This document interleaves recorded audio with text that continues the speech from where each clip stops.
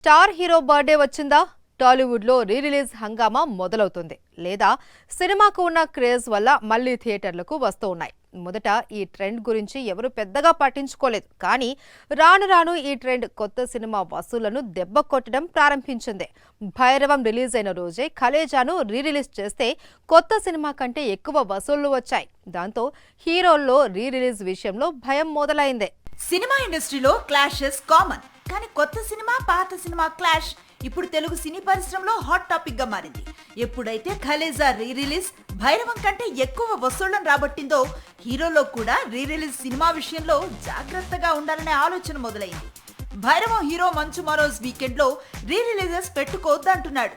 పరిశ్రమ పెద్దలు ఈ విషయం గురించి ఆలోచించాలన్నారు. ప్రస్తుతం కలేజా రీ రిలీజ్ వసూళ్లు 13 కోట్ల పైనే అని ఫ్రెండ్స్ ఫ్యాన్స్ చెప్తున్నారు. అంటే మహేష్ నటించిన ఫ్లాప్ మూవీని ఇప్పుడు రీ రిలీజ్ చేస్తే కొత్త సినిమా భైరవంతో పోటీ పడుతూ వసూళ్లను అందుకున్నాయన్నమాట.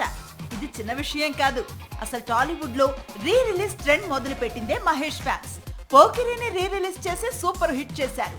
ఆ తర్వాత టాలీవుడ్ లో అదే ట్రెండ్ గా మారింది.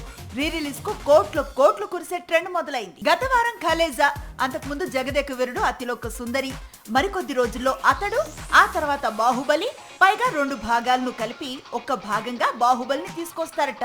ఇప్పుడు టాలీవుడ్ లో రీ రిలీజ్ ట్రెండ్ పీక్స్ లో ఉంది. స్టార్ హీరోల సినిమాల మధ్య గ్యాప్ పెరిగింది.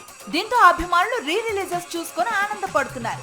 తమ అభిమాన కథానాయకుడి చిత్రం థియేటర్స్ లో చూడలేకపోయినా ఒక తరం మొత్తం కూడా ఇప్పుడు థియేటర్స్ లో రీ రిలీజ్ అనగానే టికెట్స్ కోసం ఎగబడుతున్నారు.